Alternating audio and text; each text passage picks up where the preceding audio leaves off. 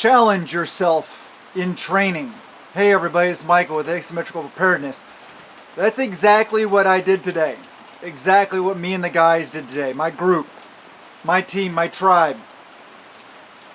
Oh yeah, so, I don't know if you guys ever heard like the warrior games, tactical games.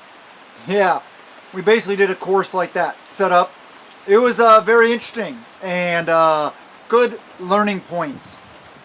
And we got to push ourselves in a timed, competitive environment, which is a really good thing to do. Because you push yourself, because you're competing against the other people in your group, friends, whatever it may be. So what exactly did we do? The first one was we had a kind of like a sawhorse. It was basically made out of 2x4s.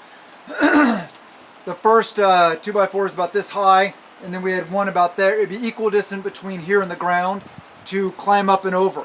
So what you had to do is and this is full kit, war belt, plate carrier, plates, primary, secondary, mags, everything. No pack, just all your, gear, line 2 gear, line 1 and 2. So, push up, climb up and over the barrier, push up, climb up and over the barrier, push up, 8 times. Then, you got to run up about 50 yards, sprint to a box, about 5 yards from the target, where you engaged the target with 5 rounds of primary, then 5 rounds of secondary. Then you ran back 50 yards, push up, climb over, push up, climb over, push up, climb over, push up 8 times, sprinted the 50 yards back to the target, 5 yards, engaged 5 rounds primary, 5 rounds secondary. Then sprinted back and did it again. So 3 iterations. Yeah, that was an eye-opener. I'll tell you what, one of the ones, I was running back, I was sprinting, I was pushing myself hard. My legs, they went to like jelly. And next thing I knew, they weren't underneath me. And boom, and I'm talking, it was pouring down rain. Actually, it wasn't pouring down rain at that time. It was still drizzling, but it was mud everywhere, puddles everywhere.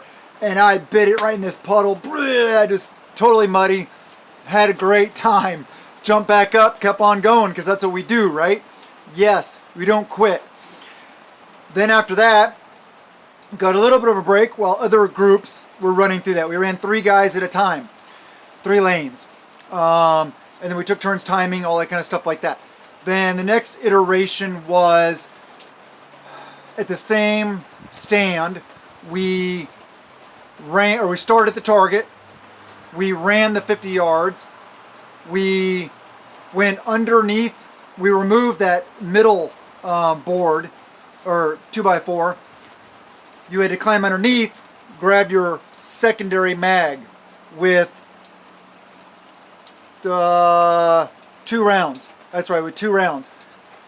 You'd retrieve that mag, stow it before you could go back into the barrier. Then you had to go back into the barrier, sprint up to the 5-yard line, load, engage, unload, stow before you can leave the box. Sprint back, underneath, grab your secondary mag. Underneath, sprint, load, engage. And vice versa with the 2 rounds of 2 primary rounds.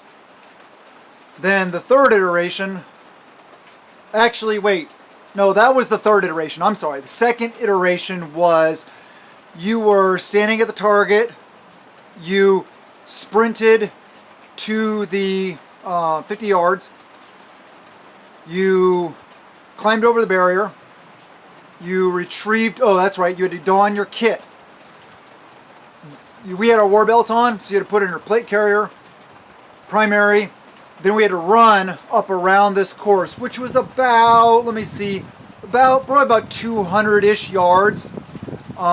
Then come back to that point, and then engage the target standing. You could use the barrier as support, but standing. You couldn't be on your knees, you couldn't be prone. Standing, engaging the target. And that was about 50-ish, 60 yards, something like that. with 5 rounds. Then you had to drop the mag before you leave the box, clear the weapon. Then you had to run around the 200 yards again, come back to that point, load another 5 rounds, fire another 5 rounds. Then you had to unload, you had to run the iteration again, and then come back, primary 5 rounds. And then, and it was basically used as silhouette. You had a box here, and then a box here, and then the spinal column. So basically anything in the box, or on the spinal column was a hit, was a kill shot. Those were worth minus 10 seconds to your time. If you hit,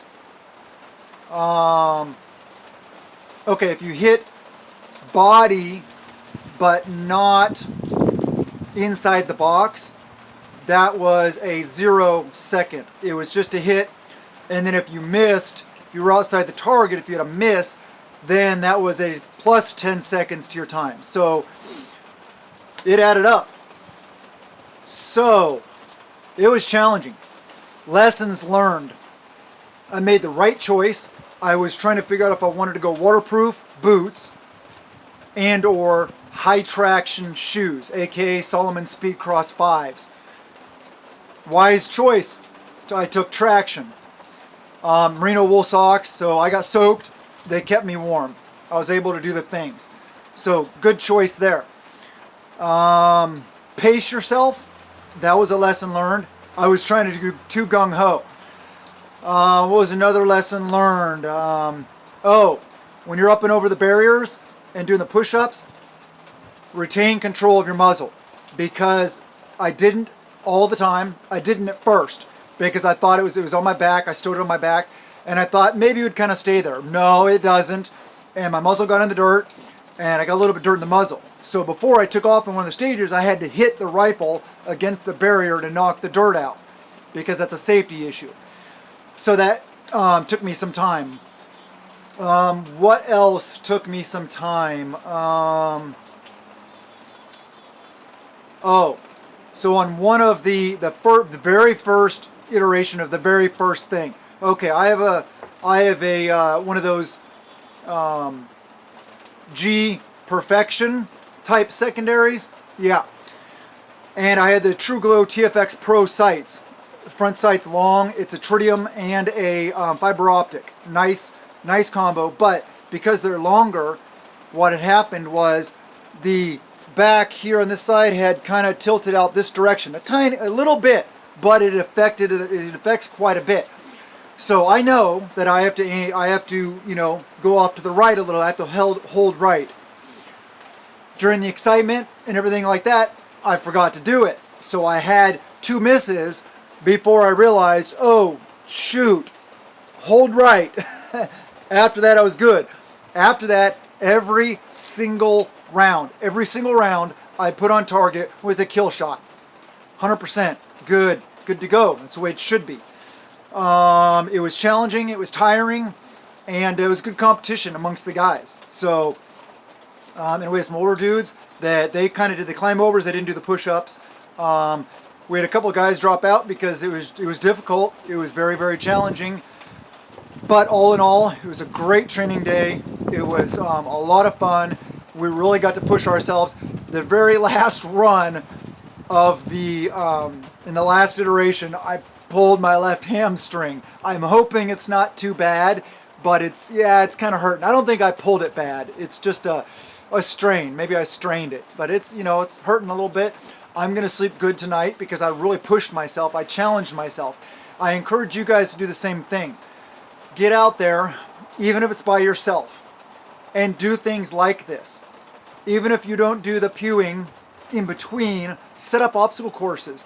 Make things like that. You can go to a local park, to a public park, and go across the jungle gyms or all the different things and use those as obstacles to push yourself, challenge yourself. Wear a backpack when you're doing it.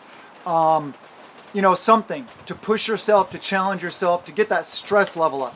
If you can include pewing with it, great. But keep it fun. That's part of being a successful prepper, is keeping it fun, enjoying the process. And the tactical side of things, just one part of prepping. Don't get too caught up on it.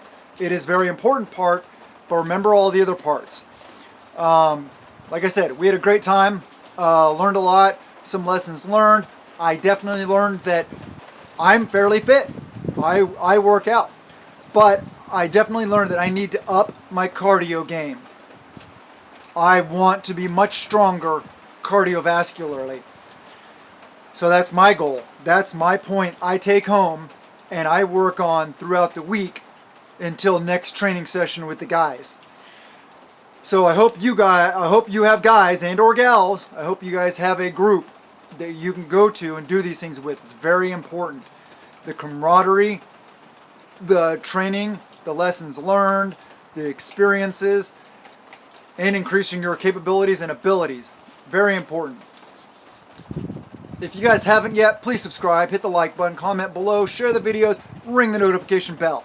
Yes, and check out all the links in the description below. A lot of this kind of stuff that I'm talking about today is usually on Patreon.